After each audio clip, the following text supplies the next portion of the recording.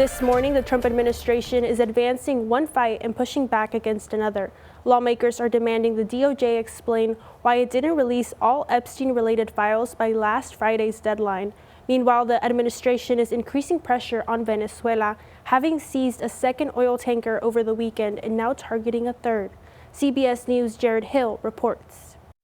Off the coast of Venezuela, the U.S. Coast Guard is now in active pursuit of a third oil tanker. This after seizing what the White House calls a second sanctioned vessel early Saturday. This is another ship that was basically operating in the black market. Venezuela called the operation a serious act of piracy. The White House accuses both vessels of evading sanctions as it ramps up its pressure campaign on dictator Nicolas Maduro. It follows the seizure nearly 2 weeks ago of another oil tanker, the Skipper.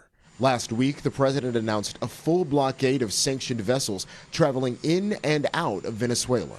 Not going to let anybody going through that shouldn't be going through. Meanwhile, lawmakers are raising questions about the Justice Department's release of files linked to well-connected convicted sex offender Jeffrey Epstein. Starting Friday, the DOJ uploaded thousands of heavily redacted records to its website, including photos and contact lists. But over the weekend, more than a dozen files were removed without explanation. A CBS News review found that includes an image that appears to show a framed picture of President Trump.